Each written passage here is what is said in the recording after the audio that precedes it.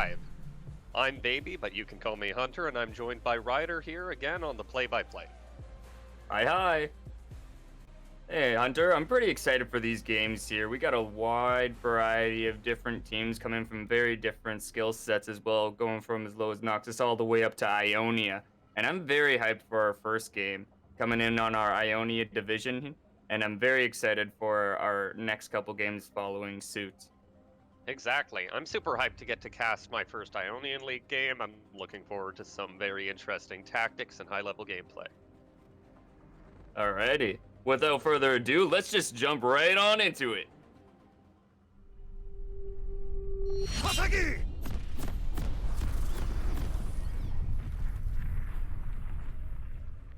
Now, it's worth mentioning getting into this game, we will not be able to show you any of the drafts today due to issues with Pro Draft servers. We apologize for the inconvenience. Due to that, we also do not know, at least as casters, what the bans in these matches are, so we'll have to make assumptions based on that. In this game, we do see that on the blue side, we have Cloud10, and on the red side, we will have Team Tempest with an Alawi Poppy matchup.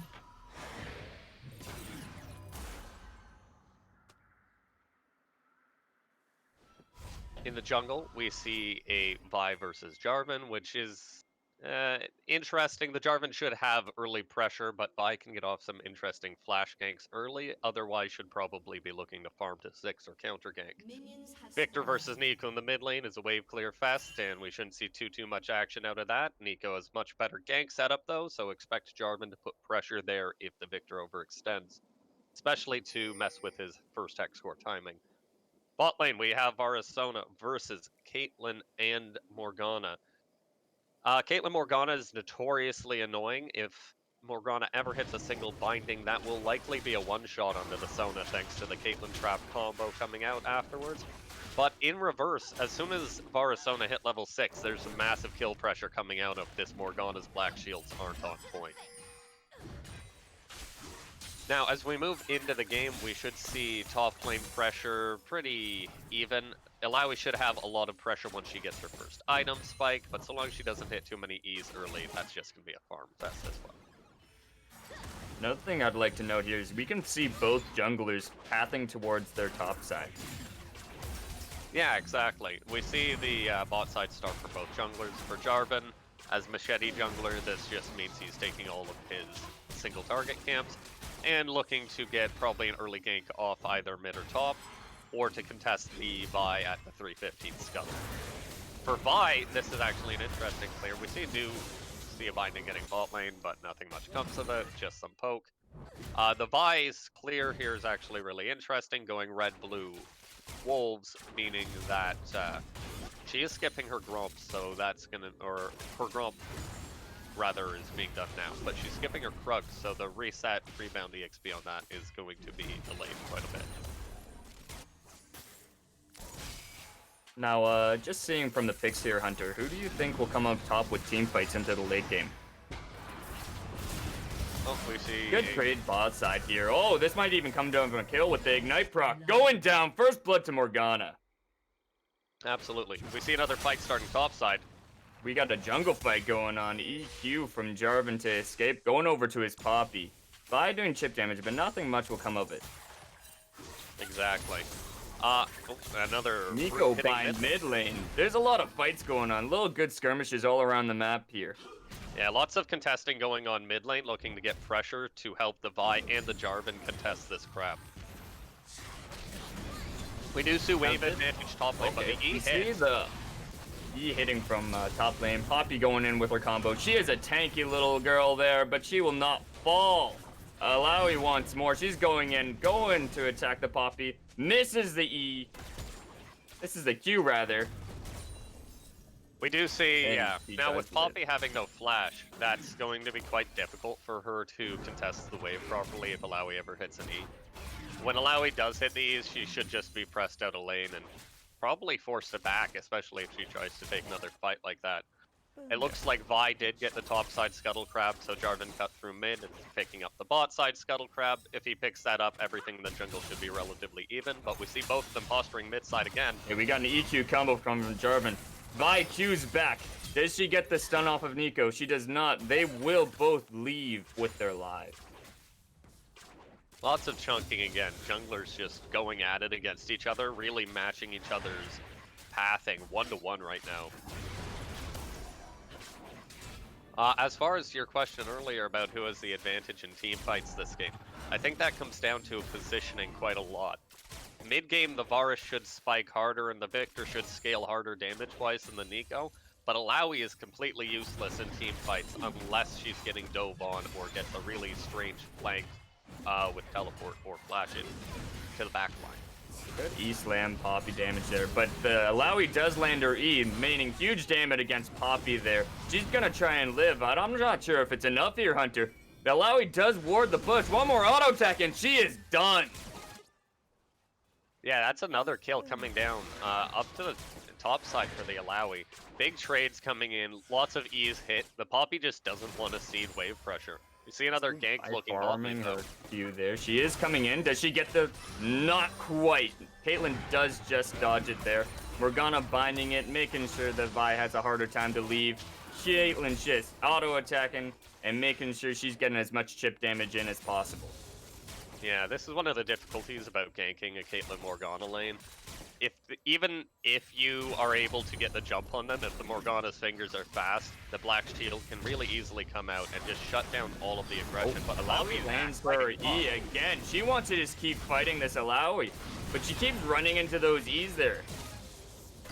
Yeah, I really think we need to see the Poppy stop fighting top lane. Alawi's just feeds off of players who want to keep fighting her, and you just take the farm, you farm even against her, and then you'll be way more useful late game. Poppy did hit level 6 first here. I'm not sure how she's going to react. The wave is going to crash into Alawi's turret. Yeah, and with the crash, we'll see Alawi hit 6. Things should be pretty easy for her from this point on. She should be ungankable, save being at 50 HP. We see good damage. Oh, EQ combo from Jarvan. It's not enough to take out Sona. There goes Vi. The Victor's here as well. Varus charging his Q, but does get binded. Here comes Jarvan, flashing over the wall, taking out with the ignite of bars. Nico ulting in, getting that stun onto Vi, but it's not enough. She does get out with the flash. Yeah, great team fight execution there from the side of Team Tempest. Looking to get the catch with the Nico and the Morgana binds coming in onto the carries of Cloud 10, just setting up the fight there and getting them some really easy kills. And that's a dragon there. Quick pickup. Good first dragon going over to red side. Yeah. The Mount Drake going over too, especially, should give a lot of extra stats to the Poppy and the Jarvan come late game. Even though it's only 6% and that actual raw amount isn't as much as our last season's dragons, that can still be quite a bit when it comes to surviving Vi Burst or poke Varus Qs. We're seeing a lot of great trades here top lane. Who do you think's gonna come out on top when it hits mid game into late game? I think that really it depends on how the next few minutes go. I think it's pretty even right now. Even though we see Team Tempest pulling ahead with a 1k gold advantage, that's by no means insurmountable. And whether or not there's any more kills in the next few minutes will pretty much decide who's going to be able to come ahead on mid-game team fights. Very interesting. There goes the Alawi ultimate. Poppy saying, no, get back, Alawi, and sends her flying. Now she does have to dodge this. Alawi flashes back in. Does she have the range? She does, and takes out Poppy. Yeah, and that's a second solo kill coming in top lane. I think that the TTU Phoenix in the top lane is not familiar with the Poppy Alawi matchup as much as they wish to be, and just not respecting the insane amount of ulti damage that can come out of this champion. I really agree with that one here. Now, the Nico pick. I'm really interested on how it's going to be working and how she's going to be changing shapes into the future team fights and how she's going to be played. How do you think she's going to be working? in the next couple minutes? What does she need to do for her team to get them back ahead even further so?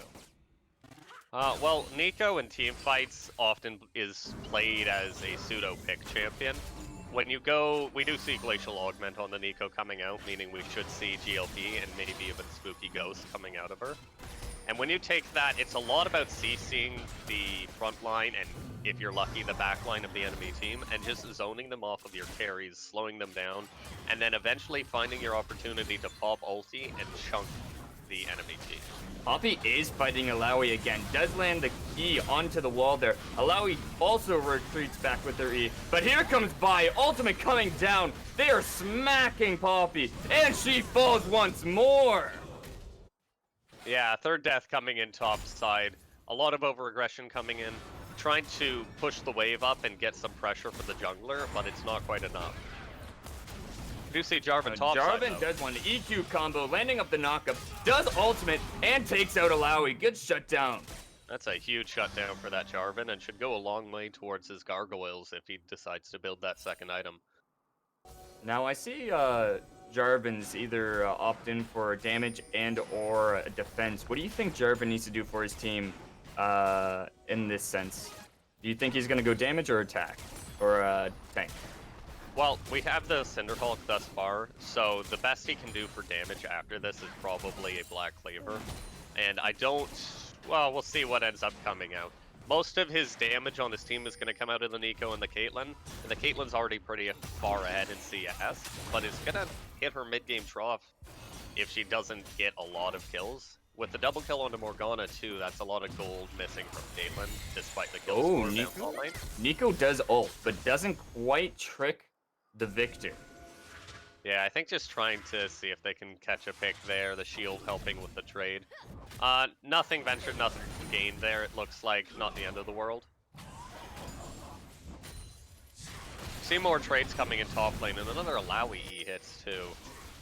She's doing a lot of great chip damage to this Poppy, landing her E's consistently. Poppy does do a nice combo to her, stunning her into the wall. Alawi does miss her E. That is a lot of Alawi's damage. Poppy's taking full aggression of this and making sure she is punished.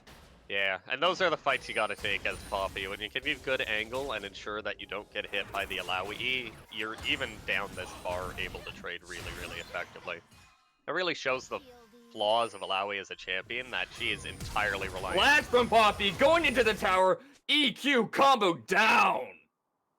Yeah, and just like that, if you miss one E and take one bad trade on Alawi, this is what happens. It's just the fact of the matter on her and what makes her so hard to play.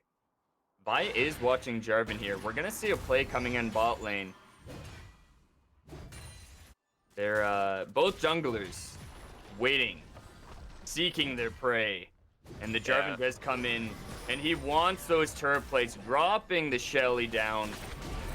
See the bar assault miss, but the bar's coming in. Caitlyn dodging the Q. Ultimate coming in from Vi. Black shield from Morgana. Here comes Victor with the TP. Caitlyn landing her trap. Morgana just missing her Q. That could have been huge.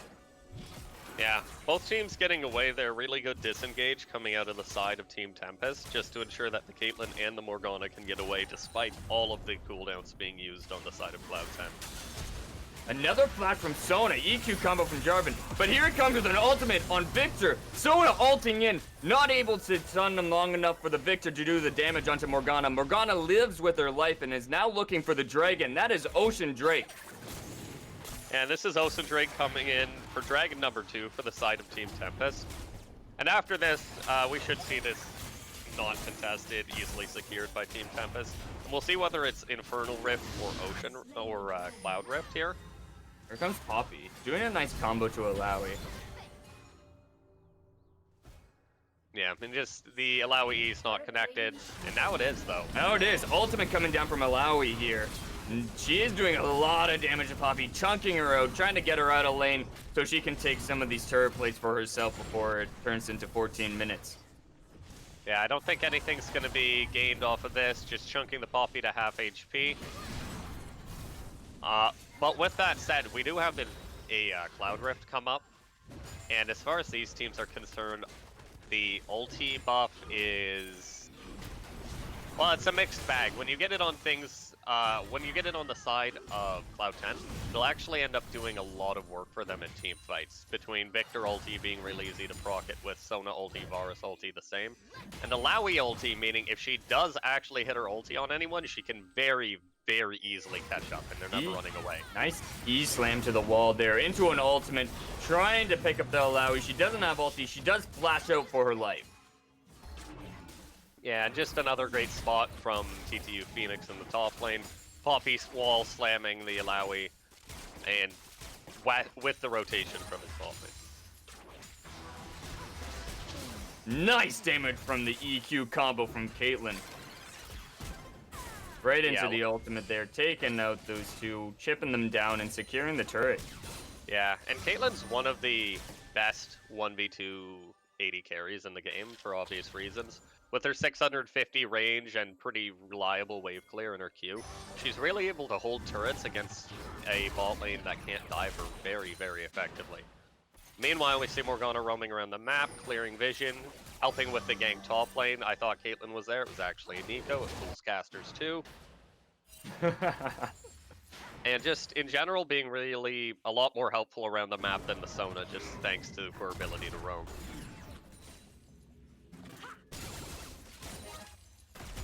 So right now, we do see really large CS advantages being developed in mid lane, bot lane, and top lane. And mostly following the texture of the matchup, right? So we see Caitlyn, Morgana pulling ahead thanks to the early kills bot side, and ensuring that the CS advantage for Caitlyn will let her scale a little bit better in the mid game, even though she's going to fall off really hard in comparison to the Varus without kills right now. And up top side, we see the solo kills coming to fruition with a lot of solo CS advantage as well. Good trades from top side there. Poppy coming in with the EQ combo to come in, and Alawi landing her E, also doing nice chip damage to the Poppy right back.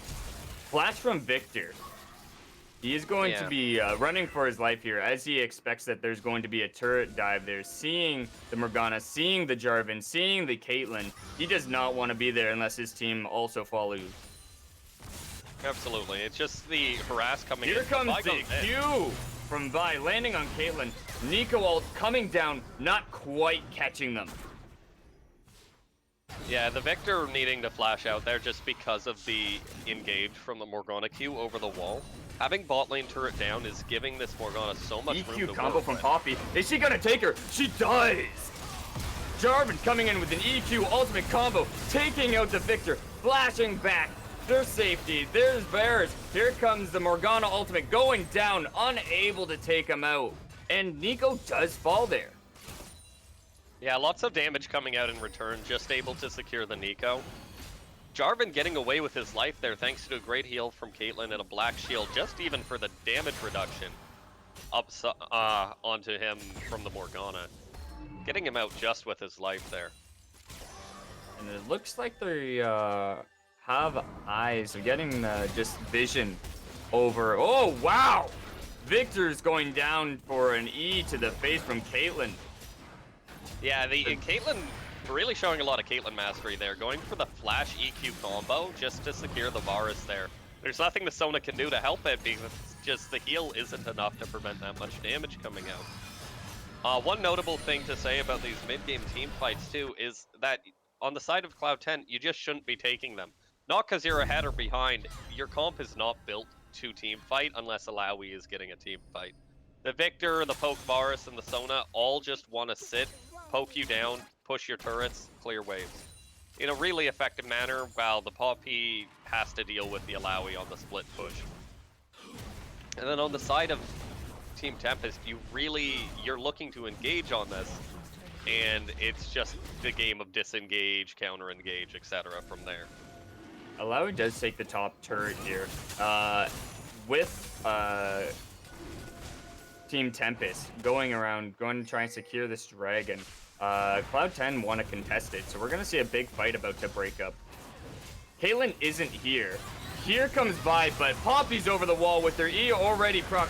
Down goes the dragon. Varus steals dragon with his Q. What a steal. Yeah, just getting in on the flank there, and think the Jarvan just must have missed Smite there. Varus Q does a lot of damage though with lethality, so it's going to be a pretty close contest there anyways if the Varus gets the Q. And Alawi, on top of that, takes 2 turrets topside. Yeah, it's a huge win coming out for the side of Cloud10 here. Getting 2 turrets top lane with the uncontested Alawi and taking Dragon without losing a single life really brings the gold back in line too. Now, we see Team Tempest focusing down on this mid turret. They are all starting to do a, I believe as you call it here, Hunter, the NA ARAM. Is that it? It's, we do see the NA ramps coming out. We see the Rip Herald being dropped mid. It should be well enough to secure this mid turret. It will go down. And just continuing to see with the Caitlyn comp, there's very little engage that'll be able to be followed up on coming out of the side of Cloud10. Vi's got great engage, but there's no secondary engage other than a flash zone ult or a Varus ult to follow up. And all of this can be black shielded so easy from the Morgana. It's just gonna be really, really difficult for them to break sieges on the side of C10. Now you see Jarvan positioning as well. Oh, Alawi does predict it. Getting the nice E onto Jarvan, chipping him down just a little bit, saying, no, we don't want to do this. Leave now, and we will spare your life. Now there is a Q from Morgana. EQ combo from Poppy. Alawi turns down her ultimate. She's still alive! Yeah, Champion's way too tanky to die, despite getting hit by all of the CC consecutively, and wailed on by all of Team Tempest, just not able to bring the Alawi down, thanks to all of her healing, hitting on the Poppy 2 times thanks to her ghost image thing. Test of Spirit. That's what it's called. Yeah, what a good fight from Alawi. She's just showing her overall strength, and if all of them do collapse in on her, if she does get that Jarvan ulti, she says, that's fine by me. I'll ulti you, and I'll take your team down with you if you're not careful. I'm not locked in here with you. You're locked in here with me. Yeah, I'm just really gonna have to find a way to kill this Alawi without putting 2 frontliners on her, and that's gonna be a challenge. If there are 2 frontliners, she might just start out healing all of the damage she takes. Especially once Death Dance comes out, but that should be a while from now. Doesn't look like we're going for that. Looks like we're probably building Sterix. Okay, nice EQ combo from Poppy, putting up a re, making sure that Alawi can't bounce away, but Alawi does answer back with her E there. She does nice chip damage to her again. Poppy queuing her down. She does have Morgana with her. This might change the course of the fight. Nico's there as well. Now Alawi's gonna fall to the Poppy Morgana combo. That Poppy does too much damage for a tank. That's just like sort of gross. I know it's percent HP. There's a lot of percent HP damage coming out on the Poppy Q. That is a nutty amount of damage for someone who builds Sunfire Sheen. Really interesting to talk about here while we see some they're actually starting up on the Baron. They're going to be looking for Baron here. I think how are Team Cloud10 going to respond to this? Are they going to just contest it, or do they not have enough vision to even go into the pit? Well, I don't know. They don't know it's being done. I would not expect this to be being killed right now. This is an early Baron. They should suspect it now, but it's too late. Yeah, they've chipped down the Baron. They do take it and and leave with their lives. What a great win for Team Tempest there. Good steal, good read on the enemy team, knowing that they're resetting. Yeah, it's just really interesting timing, really knowing this comp really well on their side. Team Tempest knows that the Poppy, Jarvan, and Nico combined somehow do enough damage to kill a 20-minute Baron. Baffles me as well, but just, again, Poppy damage, way higher than you expected, combined with the Black Cleaver from Jarvan. Really putting in work on that Dragon, Baron rather, and getting it killed really, really fast. Yeah. Nice combo from Morgana. She does have Jarvan with her as well. Vi is just gonna leave with her Q. She does have that. Oh, Flash Morgana Q. Here comes the EQ Jarvan. Caitlyn did have an ulti down on to Vi as well, just to double secure the damage. And now E combo from Alawi. Poppy is answering back. stuns her into a wall. She does have that additional Baron damage as well. That's going to really help her with that trade. And then the Lowy's coming in with an ultimate, getting that extra healing. Is it enough? Both teams are hitting each other hard. Poppy sending her back. Now we do see Morgana coming back for that flank there. There might be another kill onto a Lowy, but Poppy has taken too much damage. Are they going to be doing the re-engage? I think everyone topside's going to just get away. Morgana's going to annoy the Alawi, prevent her from getting any safe recalls off, while the rest of Team Tempest will just take mid and push down bot side with the Baron buff. Now, something interesting I want to talk about here is the Victor itemization. We do see the Lost Chapter coming out. It'll be turned into the Luden's Echo with the Blasting Wand really soon. But that is a super, super slow build Victor build. You're not going to hit your power spike on him really until 3 items here, maybe even 4 if you're going for a death cap. And depends on when you do go for that death cap, essentially. This means that there's going to be a lot more time until the Victor is able to just solo carry this game. If ever, even, because the Poppy is going to start building magic resist pretty soon. As will the Jarvan. He already has Merc Treads to prevent some of it. And it's just going to be a really long time until this team comp is able to team fight for the side of Cloud10. Good damage coming in from the top side there. EQ combo from both sides. Alawi does land her E as well. Morgana, back top, does pull down the ultimate. Is it enough? It is. Alawi was transitioning it into an ultimate, but it wasn't quick enough. Here comes Vi with an ultimate. Jarvan responding back with his. And they're going to get another kill down to Vi. A lot of chip damage down on Sona. Here comes the Caitlyn ultimate from downtown. Takes out Sona. And they're going to be looking to siege this tower. Yeah, another really good teamfight execution coming out of TTU, or Team Tempest there, rather. Another great engage coming in from the Poppy, great synergy coming into the Morgana and the Poppy as well. Oh, Poppy's splashing in. She wants blood. She is going onto the Varus. Is it enough? It is enough! Takes out Varus. Now, Caitlyn is taking a lot of damage from the turret, but does get out with her Q. E rather, is chipping down the Varus. Victor, and oh my word! Taken out by Victor. Laser beam coming in. And yeah, we're gonna get the blue. A little bit of disrespect. Victor maybe not at his solo carry power spike. He is rushing the death cap next item, as I would recommend as well. But he still does a lot of damage. He still has Hex Score. He still has Ludens. He's still probably going to one-shot you. Alright, so we see a really, really large 7k gold advantage now even coming out for the side of Team Tempest. As they look to close out the game, we also see the Cloud Soul point for them is spawning in 1 minute and 40 seconds. Should be a really easy team fight to take so long as they don't get poked down by the Varus and the Victor doesn't have death cap yet. I don't see how Victor's going to get death cap in the next 1.5 minutes without getting a pentakill, but I've seen crazier things happen, I suppose. So that should mean a really likely Cloud Soul coming in for the side of Team Tempest. And we do see an EQ combo over the Jarvan wall, but Team Tempest, sorry, he is going to leave us alive, but Cloud 10 there didn't quite catch him. He could have been heavily punished for that. Now Varus ultimate coming down onto Poppy. Poppy's going to ult him away. Vi's coming in with her own ultimate, doing some nice chip damage to Poppy. Nico ultimate coming down, doesn't quite catch anyone. Morgana bind, landing on Lowy.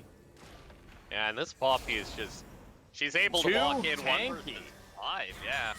That's just 1 versus 5 for the first little while. They're completely immune to the damage coming out of Cloud 10, and this is why the Victor really, really needs to start getting his items completed. Needs to get the damage from the death cap. Ultimate coming down onto Alawi from Morgana. EQ flash combo from Jarvan. Q going down on Alawi. Ulting in. Poppy coming into the Jarvan. Stunning Victor, taking him down. Alawi ultimate coming down, but not able to connect with anyone. Nico, double kill. Yeah, this is going to be a Cloud Soul coming in if they choose to take it on the side of TT. Team Tempest really looking good. Going for the flash. Oh, flash from. Ultimate coming in from Morgana stopping him from being ulted by, but there's Poppy going in, chipping down by, down she goes. Morgana taking the kill, going in. Now another flash Q going down. There goes Varus, and Poppy is so tanky. She is a battleship. Yeah, she's unstoppable at this point, and it's just... It looks a little hopeless with the poke Varus lethality coming out. He's never going to be able to kill the Poppy. Probably not going to be able to kill the now Stoneplate Jarvan either. Cloud Soul's going to come out here. That's going to be okay. It'll do a lot of work on Morgana and Nico, and a little bit on Poppy and Jarvan, and almost nothing on Caitlyn. But it is still a soul. It does mean Elders spawning. And when there's an Elder, there's a way. So technically, if somehow the side of Cloud10 is able to steal the Elder Dragon in 6 minutes, without losing before then, obviously, they have a chance to come back into this game by allowing Victor to scale. But if that doesn't happen, I just don't see a way for the Poppy to die. There's not enough damage coming out. Poke Varus is never going to be able to pierce that much armor with raw lethality. Even if he ends up building a Lord Dominik's now, that's not going to be enough to put any serious damage on the Poppy, since she'll be healing up based on just the Cloud and the Ocean Soul and just general HP regen. And it's looking pretty rough here. Maybe a 5-man Alawi. Sona. There is a battle tank coming for you, Sona. Alawi's there, though, too. She is going to get a nice chip damage, but Poppy does not care. She has eyes on Sona, and it is dead. Yeah, and these Poppy stuns are really well executed. TTU No, Phoenix she's really on it put again. Poppy mastery. Morgana Q going down. Ultimate coming in from Alawi. It's not enough to quite kill her. Here comes Jarvan. They're just going to be chunking her down. Ultimate coming in. Nico's there to support. And Jarvan gets that kill. Yes. The Alawi's trying to get poke damage down, almost one-shots the Morgana, but the stopwatch is there to ensure that she stays alive and keeps that perfect KDA just as perfect as it looks. Now with that Alawi being down, I think that they're going to be going on to the Baron, but we're getting another engage to Caitlyn. She is alone. Vi ultimate coming down. Caitlyn's just running for her life, and she does get out. Now that looked pretty limit testy to me, a little bit trolly from the Caitlyn there, walking into a Vi with all of her team on Baron. But Phantom Dancer, Bloodthirster saves her. She is going the tank Caitlyn build too, as we see here. Not necessarily tank items, but we see Grasp coming out, and the Resolve Tree gives her, the Caitlyn, probably about 350 to 600 HP, depending on how well your lane goes with Grasp.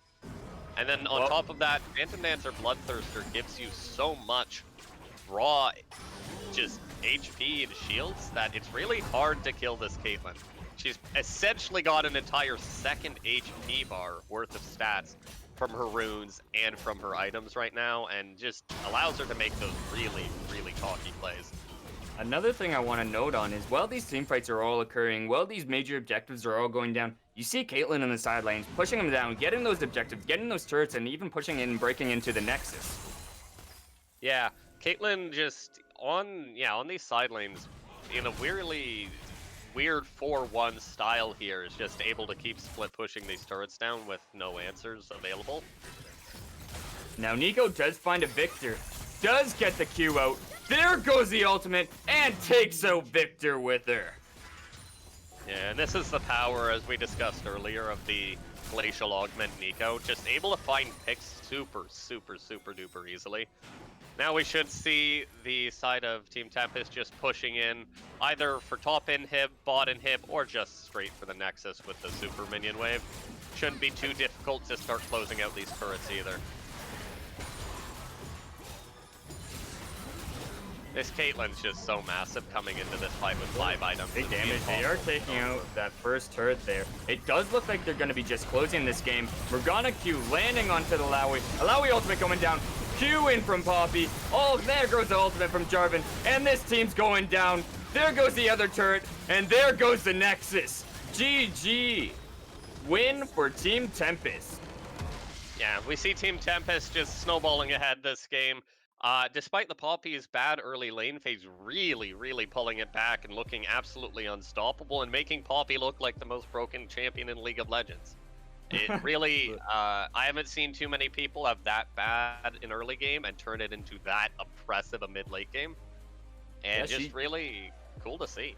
Yeah, she kept playing that aggressive games, kept going in. She knew her own. Like, I feel this person plays Poppy a lot, knowing limit testing, going in on Alawi, understanding those combos and those trades, and she came out on top with her team. Her team coming in and really putting down the hurt onto Cloud 10. Hunter, words on what you would like to see for next game.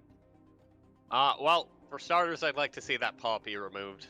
Um, Poppy just obviously, even just on face value, did so much work in that game. So many picks just entirely set up by the Poppy, and the Poppy's just tank scaling made it impossible to team fight into the side of Team Tempest there. And otherwise, I don't want to see another Poke Varus.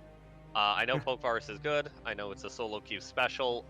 I don't think it's as good in coordinated team play just because of the fact that unless you're against all squishies, you're going to get outscaled really hard.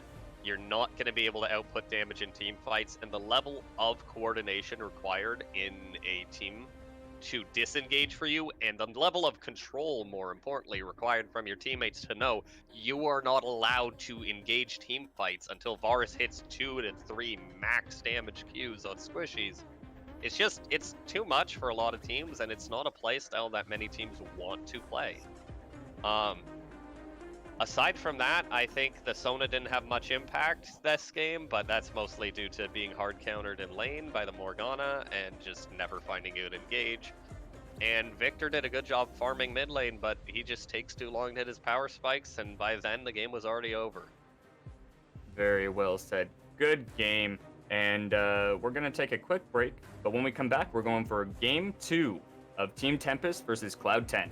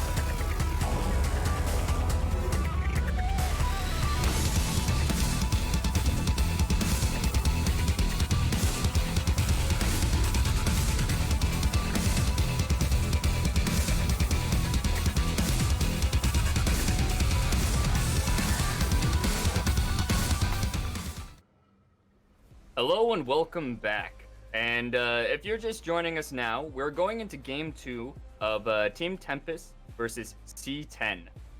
Team Tempest will be playing on blue side, and C10 be playing on 10 side, red side, sorry, respectively. Hunter, seeing from the Team Tempest win last game, what are you predicting, and what do you want to see and from them this game?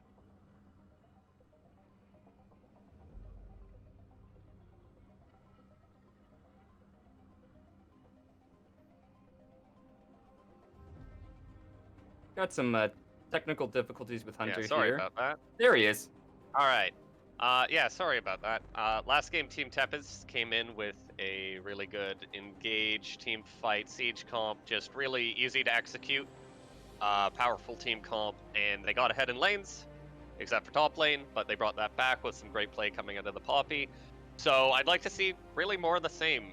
Easy to execute, strong, powerful team comps. I think that's one of the easiest ways to win in these casual or amateur level tournaments, where you don't have all day to sit down with your teammates and practice these really difficult to execute play styles.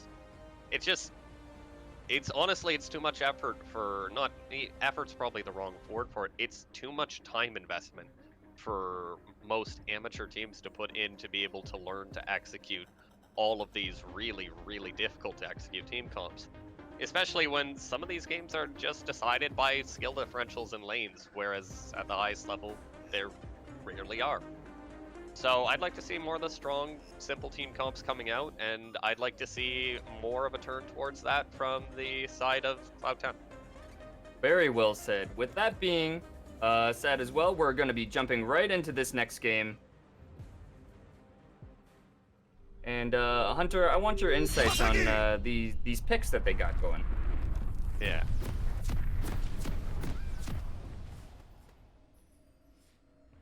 They are, this is an interesting draft. You may notice something here.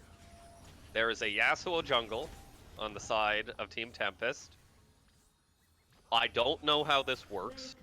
I was once a Yasuo main. I was was gonna never a say. jungle main. I don't know how the heck this champion works in the jungle now. I don't know how it matches up into Zac. As a mid lane player playing Yasuo, I hate playing into Zac because he just jumps on your face, and if you dash into them, you die. If you dash out, the Zac timed his gank wrong. So, I am left to imagine that I want to see this Yasuo's pathing. I can't say too much there. Top side of the map, we have Set versus Renekton. Really high volatility brawler matchup, where if one person gets ahead, the other one's going to get zoned off of at least 50 CS when it's played right. Mid lane is Orianna Nico, control mage matchup. Similar vein to the Victor Nico matchup from our last game, except Orianna is going to spike much, much earlier and have much better team fighting than the Victor before her item spikes even. And then Caitlyn Leona bot lane, same take on the Caitlyn lane with a trap combo, except now without the Black Shield, it's going to be way, way easier for the side of Cloud10. Or rather, this is the Caitlyn's on the other side now, but it will be way easier for Team Tempest to find engages than it was for Cloud10 last game. Now, we also have a Taliyah bot lane. I see a heavy trading coming in top side. Taliyah Nautilus. If that Nautilus hook hits post level 2, that should be a one-shot onto this Caitlyn. And if that Leona W is not up, it'll probably chunk 70% of Leona's HP on top of that.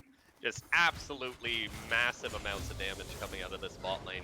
Taliyah's not going to scale like here comes the Q from Nautilus. There's that flash from Caitlyn. Ignite going down. Not quite enough damage to take her.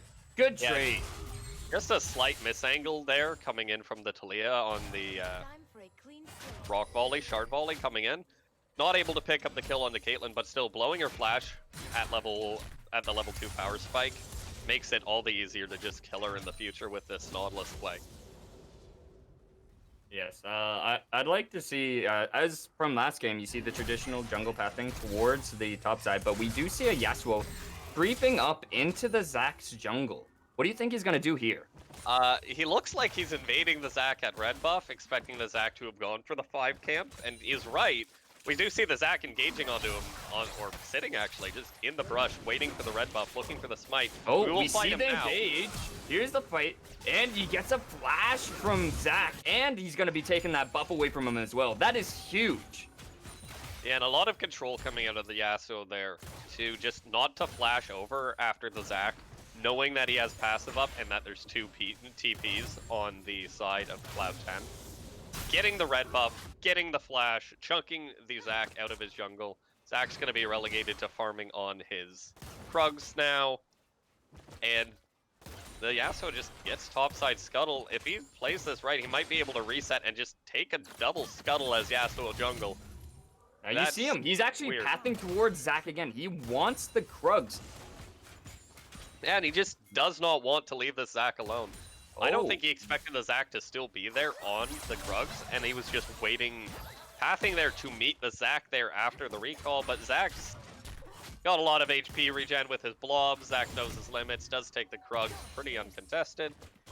But Yasuo is going to go for that double scuttle. And he's going to get the second spawn on his Raptors. This is a really, really big advantage early game for this Yasuo jungle. Very good on the Yasuo part there. Really reading his jungler and understanding his pathing. And really just punishing him for not going immediately to red. Yeah. We see a lot of trading coming out top lane here too. Yeah. Set getting chunked down really low. Renekton doesn't have enough damage to finish it, but more fighting in the river. This Yasuo has been punishing Zac. Really been focusing it down, and his team has been understanding that Yasuo is doing this and pushing up with them, depending on what side the Yasuo is sitting on. Yeah, we see more trading a coming nice in top lane. combo from top, but flash out from Set so that Renekton can't get that next auto attack to really finish up and double down on that kill there. Flash Q from Nautilus. Oh, that's a first blood for Talia. Great job, good engage there. Yeah, that's great play coming out the Nautilus. Found his opening with the Leona not in lane. Caitlyn already blew her flash, so he knew that was a guaranteed hit with the Dredge line coming in onto the Caitlyn. Set up into the seismic shove combo from Talia, just one-shotting that Caitlyn. And we should expect to see more of that coming out until the Caitlyn flashes back up. And then maybe even just forcing out that Caitlyn flash with either a gank or just a flash out of the Nautilus himself. Yasuo continues to clear. 35, 36 CS before his first back. And double scuttle. What can't this champion do? I'm very Build AP. excited to see this. That's the answer. Come on, can I see an AP Yasuo jungle? The first item, Berserker's Greaves, coming out of the Yasuo, and that is, I can't decide if that's disrespect or just how you play this champion in the jungle. I don't know. I don't know what this, I do not know what this champion does in the jungle. I'm gonna say that Hull's pulling out the Yasuo for Team Tempest probably knows what they're doing. Here's the Leona Leona gets engage, EQ combo win. Caitlyn doing her net back behind her to get that damage and get that distance to her. Taking out Talia, but there's a fight topside. Set's ulting out, Renekton's ulting out, not enough damage. Set taking out Renekton, and they're not done bot lane. They're gonna be chipping down Nautilus. Yeah, just a lot of fighting. I think Talia getting a little overeager there, a little overconfident in her abilities. And not walking back towards the turret, but walking up instead of the Nautilus, I think is a mistake there. Not just throwing the seismic shove down, getting the Caitlyn or the Leona off your face, and walking away from them ends up costing her life. Good catch by the Leona there. And then, yeah, she's back thankfully in time to clear these minions. Not too much will be lost. But top lane, we do see the brawling start. Set gets the kill just by the hair of his teeth. Skin of his teeth. You know what? Hair of his teeth. The hair of his teeth. Probably is there. We talked about this last week. I don't know what animal Set is. Is he a bird? I think he's a bird. I think he just. I'm pretty sure he just wears birds. I think he's a bird fanboy. I think he's. Maybe he has something to do with his ear. Maybe he just really appreciates it. That is definitely not true. I can confirm from the very minuscule amount of lore I have read that Set is not Shuriman. But alright, we see a pink ward fight going down in the river there. In the mid lane used to be Banana Brush. I think we're going to be seeing a dragon fight very soon, actually. Zac really looking for the seismic he does shove. have his eye on Dragon. Caitlyn flashes down again. And it's not going to get any easier for this Caitlyn now in this lane. Trying to fight the Nautilus and Talia here, and just if you get hit by one skill shot, you're dead from this point on. she's already seen that happen to her once. Might happen to her again. Really going to take some expert level play coming out of the Caitlyn to avoid that happening. And See the you know Infernal what? Drake? They do take a Vernal, and Team Tempest really respecting that. Not going to be engaging. Zach just is focusing on his camps right now and focusing on his levels after falling behind of Yasuo with that invade early. Yeah, and see, what I can only say is probably what amounts to a Yasuo gank mid lane. Just dashing through the minion wave and autoing the Orianna once with red buff. Really gotta look for the setup from his team here. Really gonna have to go to the top lane and be perfect on his timing with his ulti. Little known fact, maybe little known fact, you can't ult off of set ult. It's a suppression, not a knockup. You can only ult off of the set E. So the timing coordination between top laner and jungler here will have to be perfect if there's going to be a gank coming in top lane. And then on the Seeing a lot side, of trading coming up from top here, but it seems that both teams will respect one another and disengage. yeah, coming out top here, we just see the no settle. more! There's a Yasuo here coming down, ult from set. Renekton's gonna get out. He does get the E off on Yasuo, so he does get the double dash to get away. Yeah, and there we see the interaction and the issue with ganking the set lane. Yasuo still can't ulti off the settle. The Renekton, good flash coming out, flashes out of the set base breaker so that he will not get knocked into the air for the Yasuo combo. And from there, he can just dash out pretty safely out of the minions. Still healthy enough to stay in this lane, too. Now, See more poke coming down on the bot lane. looks like we're gonna have another fight up on top here. Zach coming in with the E, and then there's Set E down. Zach ulti coming in. Set does press his W, but it's not enough to save his life. The kill goes to Renekton. Yeah, a little close there, but Zach will give the kill over to the Renekton, get him back into that lane. Renekton does have the 20 CS advantage too, so that just the raw amount of gold from the CS advantage should put him in a place now where he is able to fight this set, and the very least until that set completes Bork. That set's going to start having a real rough time up there real soon. So, Hunter, you were saying earlier how Set ult doesn't interact with Yasuo ult. Are you telling me that Set ult isn't airborne and secretly he just wants to be a bird because he can't fly? You know what? Yes, and. Yes, and. Ryder. Yes, and. Set. Really just a flightless... engage! Oh, there goes the Yasuo ulti. Knock up on Leona there, and she flashes to save her life. Now back onto the important point. Set is a bird cosplayer, right? That is what we have decided. Nice trading topside. EQ combo. I don't know what the proper terminology for that is. Is that a furry? If they don't have fur... Well, he's in his mech suit right now, so maybe he's a mechie. Well, you would not like that now, would you? More fighting coming in top lane. Renekton. Oh, nice ulti from Set. Renekton ulti going down as well. Good skirmish, but that base healing from Set's gonna help him live. Oh, he dies there. He dies. The Renekton Q with the cutaway from the auto cam. Perfect cutaway. It's just find out next time on. Find out next time on dynamic camera. Yeah, dynamic camera, a hell of a drug. We see more fighting coming in bot lane. Caitlyn's flash almost back up, only about 40 seconds left on that until she's able to survive another engage. Nautilus ulti down, not looking for that. Q coming in, Talia knocking him through. Is it enough damage to even get the Zac passive? No, not quite enough. Zac's gonna live with his life, and that's gonna be huge because Dragon is gonna be coming up in 40 seconds. Will Zac have enough time to reset and come back to contest it? Yeah, if that Zac can pick up tier 2 boots, he'll definitely be able to make it back. If not, he'll be about 5 seconds late. He does see tier 2 boots being completed there. Zac will be there just about as Dragon spawns, but he won't be there to get vision with his team. Leona and Caitlyn are pushed under turret. So Dragon and River control should just go the way of Team Tempest. Yeah. And while all of this is happening, while all of this is going on, Yasuo took out Shelly and is now currently in the Zac jungle and contesting him again for farming, contesting him again for experience.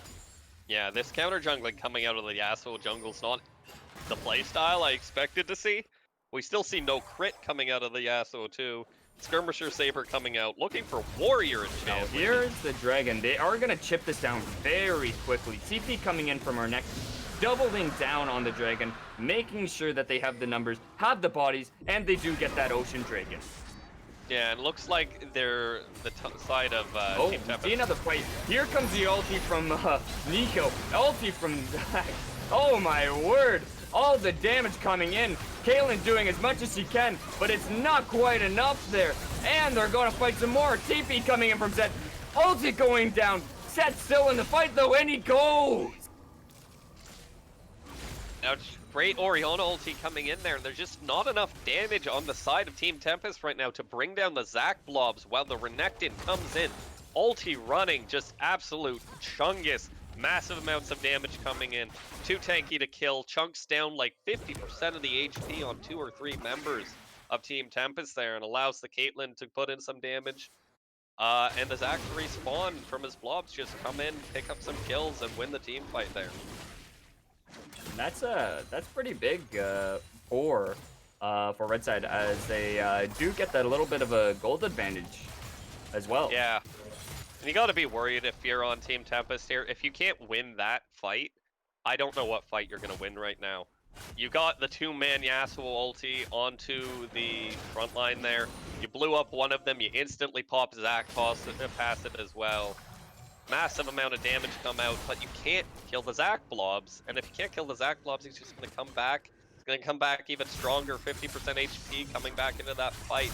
Just able to completely ignore them. We see something coming up topside here. If Renekton does flash, Zac is here to respond. And it looks like both teams are just gonna tip of the hat there and respect one another and just disengage and leave each other alone. Yeah, and we see a little bit of missed synergy and unfortunate timing coming in top lane on that gank. The Yasuo went for his 3rd Q, looking to follow up on the Renekton, but the Renekton, not only does he get pulled out of the 3rd Q by the Facebreaker, but the cast animation on the Yasuo Q prevents him Nice from engage. ulting. Zac's gonna be EQing it, killing the wave, so they take turret aggro as well, saying, no, you're not taking this turret. I'm here, I'm securing it, go away. Yeah, good play from the Zac there, keeping his turret safe. Leona will be clearing vision around mid lane, looking to get some vision so that the Orianna can safely clear without fear of being dove. We've seen the Nautilus matching the roam, clearing vision River as well. River's going to be pretty dark for a while here. And just, in general, lots of farming going on mid, really. Now, I want to get your insight here on the team fights in the mid game here. How are they going to work? Who comes out on top? And what does the other team have to do to respond to it? Well, really, coming in from the side of Team Tempest here, you really have to look for a 1-3-1. You're going to have to look for split pushing with the Yasuo and with Zed. Hold up 1 minute. It looks like there might be a fight here topside. Yasuo is here for the gank. He is going to be coming in and does get the Q off. He is going to be attacking Renekton. Is it enough to take him down? Renekton taking out Set here, and it's just not enough damage to really chunk him down. Yeah, that Renekton coming in big, turning around the 1v2 there. Again, we see the Yasuo miss the really, really sensitive timing onto the Facebreaker from Set to get the ulti off. And if you're not getting that off, that gank is just nearly impossible to execute properly. The gank tries to come in on the Nautilus. Nautilus flashes away. But E! Coming from downtown from Zac, lands on Talia, and they're trying to chunk her out. Ulti coming in from Caitlyn. Zac finishes her off, and they're going to be running it, trying to take out the turret, get some extra turret plate, extra money for the team here. Oh, no, Yeah, but we do have the Yasuo responding.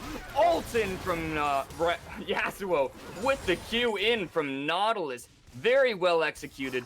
Good Yasuo ulti, taking out Caitlyn. Yeah, great Nautilus stretch line there. Catching out the Caitlyn there on the back end, not expecting Yasuo to be in range for the ulti. Here's the kill.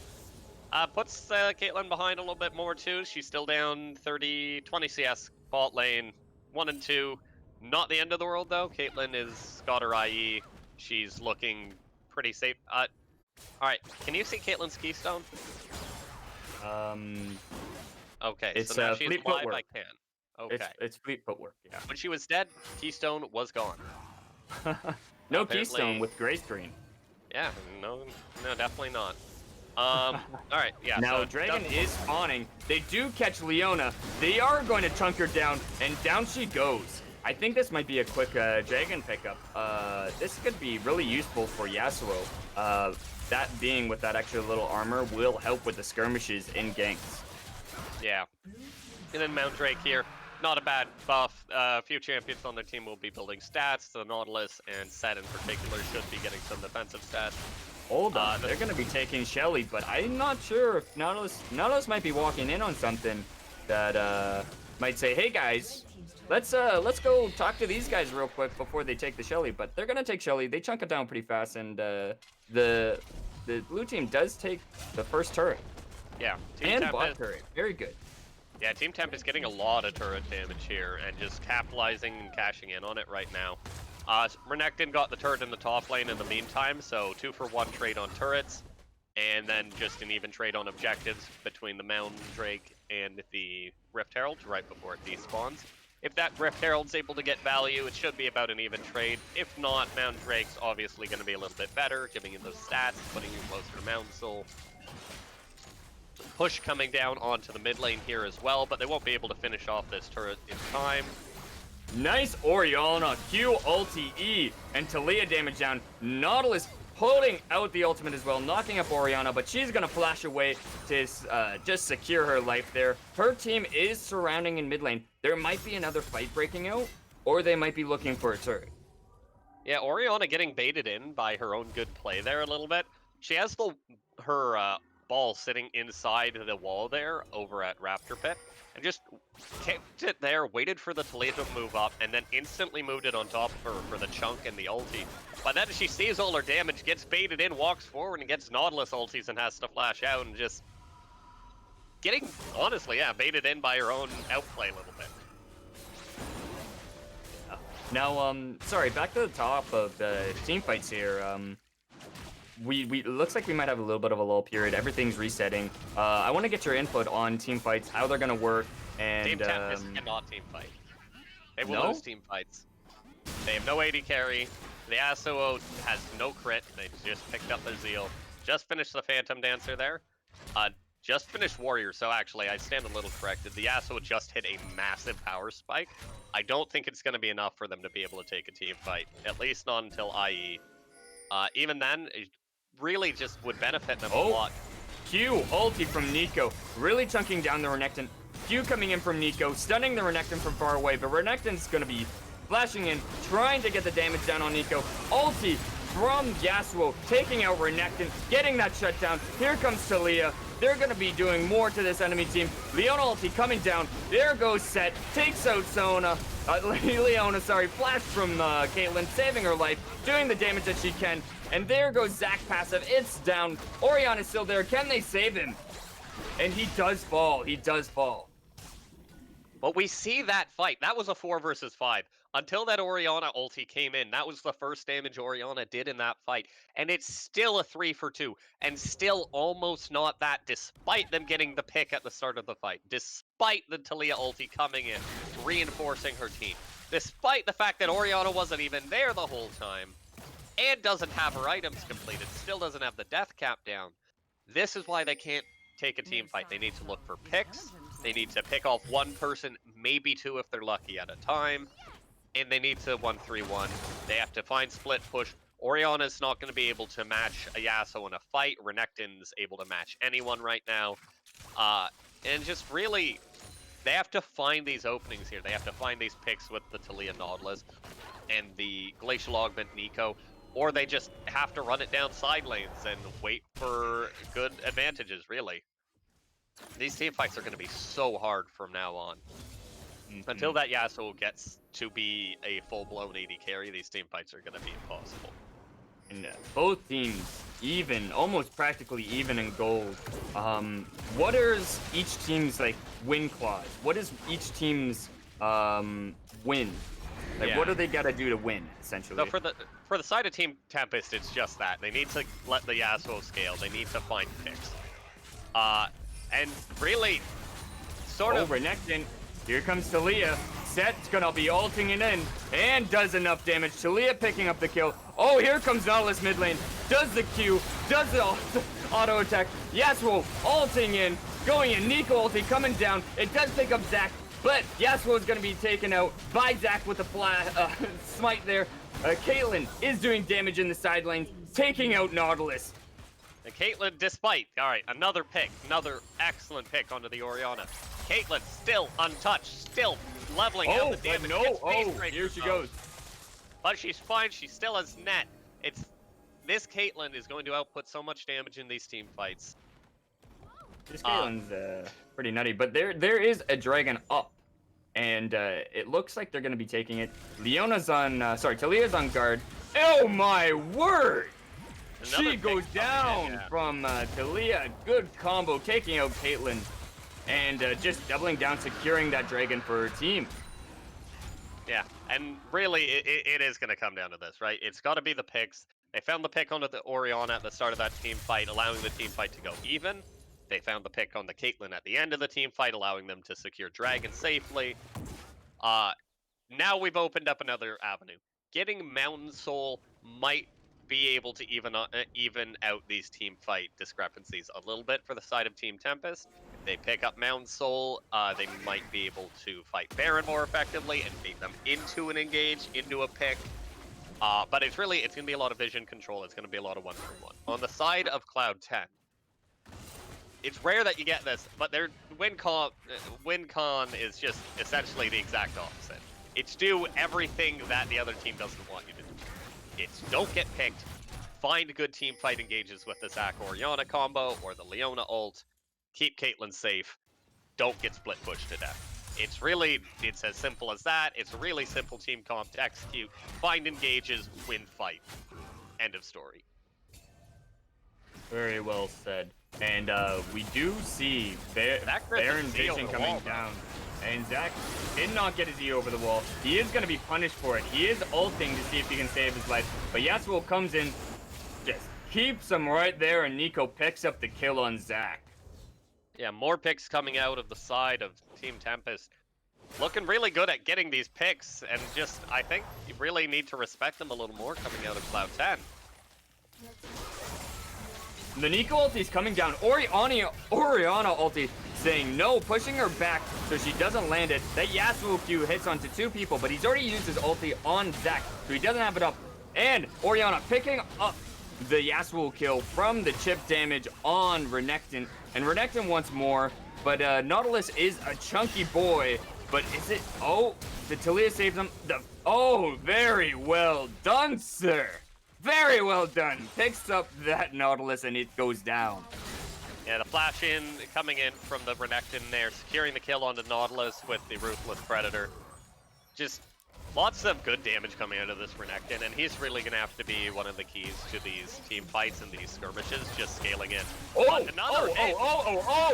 Talia catching another, taking another prey, and just comboing Orianna into the turret, where the turret is just now aggroed onto her and chips down Orianna to her death. Yeah, and we see that's 14 Dark Harvest stacks too on the Talia. Massive amount of damage coming out of that rune right now. Being able to absolutely nuke people who are too low. That's like that's an Earth Talia right now. Yeah, that's an Earth Talia right there. 7-2, 14 Dark Harvest stacks. Game time might be a little bit off for an Earth game, but we do see that Dragon should be spawning in the next few minutes, and that's going to be a big fight. Minute 45 on Dragon. Big fight for both teams here. If TT is able to pick up the Dragon here, they will have Mountain Soul. They will have a lot of extra resistances on their set, on their Nautilus, and just be able to push down and take team fights with much greater impunity. The Yasuo also really close to completing his Infinity Edge. Once that comes through, he should be a full-blown teamfight carry, and if he doesn't get CC'd to death, he will win the teamfight solo. Wow. That pocket pick has really interested me all game. Has really been putting in the damage. Has been really playing jungle very well, doing those counter contestations, and having his team really respond to him as well for going in for the red buff, getting the Krugs, pushing up side lanes, and making sure that the Yasuo can do what Yasuo needs to do to get his team ahead and get those picks that they need. Absolutely, but please don't try this at home. If you pick this in a solo queue game, you are trolling. I hope people understand this. This is a practice pick in a safe, protected environment where no one can flame you because they're on your team and they chose to play with it's you. So it's don't do this to it's been people who did not choose to play with you guys, please. it has Um, been working, and it has been working well. yeah, yeah. That all right. New meta, You know what? Yasuo jungle. You know It's what? the new Kane. Nemesis almost won with Leandri's Graves mid. Don't pick that either. Don't build these. Oh, there's some nice damage. And there goes the pick on Renekton. He does go down. Nico ulti going down onto Zac. Zac ulting and is ulted out by Set, giving him the 1-2 combo. Caitlyn doing her damage, but Nautilus is re-engaging, getting that pick down. Double kill going in here. Oh, Zac passive is up. And there's going to be a quick pick on Leona. Orianna is still alive, but it is not enough damage to keep up the team fight. And that is a huge win. Dragon is alive. That is Dragon Soul. Yeah, it's going to be Dragon Soul coming in for the side of Team Tempest. Huge picks coming out of the Nautilus, coming out of the Nico, coming out of the Set, and even just these random Talia seismic shoves too. Just huge pick potential, huge pick execution coming out of the side of Team Tempest here. Always starting the team fight 4 versus 5. And when you start team fight 4 versus 5, it doesn't matter if your team comp's just worse at team fighting. If you're able to do that consistently, you're gonna win the team fights, especially when you're executing Yasuo's getting this well. engaged on, but Yasuo is going in, does the ultimate on 2. Orianna going down. Zac is getting picked. He goes down. They have 4 people. They could even go for a Baron right now. They do have 3 up. Renekton, Leona, and Caitlyn are all trying to defend the base, but we do have Talia in the side lanes getting that extra turret while all of this is going down. They are pinging the Baron there. They are going for it. They are going to try and pick it up. Yeah, and that's that Infinity Edge power spike coming out of this Yasuo jungle here. I don't like saying that, but there's the Infinity Edge power spike coming out. And see them working on Baron. Nautilus will just be able to tank it up. With the Zac dead, there's just no way to be able to contest this. There's no way to steal it. Baron's going to go over to Team Tempest here. They're going to be in a commanding position to finish out this game in the next few minutes. Incredible on their part. I did not expect this. I absolutely did not expect how well this Yasuo jungle has been going and how well this team has been performing with their picks and just shutting down the Zac. Yeah, really, quite a really impressive showing and really showing you how to run team comps at this level of play. We see the good vision coming out. We see good opportunities being taken. And more importantly than all of this, they're not afraid to flash in. And that's really something you have to have. You have to have the killer instinct. You have to be able to just pull the trigger on these engages. When you see it, you have to have confidence in your ability to pull off the pick. Go for the flash Nautilus hook. We've seen Zac charging up his E, but he'll abort, knowing that he won't be able to get the damage or the follow-up required. Now, I want to notice something topside here. Set did get the Renekton ulti, which is huge. So it's going to be a little bit harder for Renekton to stack his Fury. If Set just waits for the Fury to go down, he might be able just to pick up the kill. And I think he's going for it. He did proc it, ulti down, and the Nautilus is on the side to just make sure this Renekton is not leaving. Yasuo there as they are going to be grouping up and possibly just picking up more turrets and maybe even cracking the base here. Yeah, and despite the item discrepancy top lane, we see the Set's really outscaled just in raw stat-wise here. The Set's winning every trade against the Renekton. Renekton really falls off hard at this point. He doesn't get much stronger past his first 2 items. Still don't see the Black Cleaver on him. Not that it's too required to hurt the Set, but there is the Mountain Soul. and any little bit of armor, and now the Thornmail coming out, so maybe the Black Cleaver is really important. But the Renekton's just not going to be able to output the damage required to hurt the set anymore. And the Executioner's calling, I really think that's a mistake. Oriana, you came to your blue, but Yasuo is already there. He's waiting just to pick up the kill. Zach's just gonna make sure that she stays alive, and Q ulties him away. Yeah, good play, good pick from the Yasuo there, almost picking up the Oriana. Does blow the flash for only his ulti in return. But that ulti, he's level 17, it's already up, it's a 15-second cooldown. Probably lower, actually. He has CDR in this build, so that Yasuo's, what, 12 seconds now, or something close to that. It's gonna be up every time there's a knock-up. Every cooldown rotation from his teammates, that Yasuo's gonna be up. Looks like we're gonna have another fight here, and Yasuo does take out the turret. They are gonna have that engage. Oh my word! 4 man, Nico stunned, going in, taking out the damage, and that is huge. That 4-person kill, and they're gonna be going on to Caitlyn, looking to take her out, and that, my friends, is going to be game.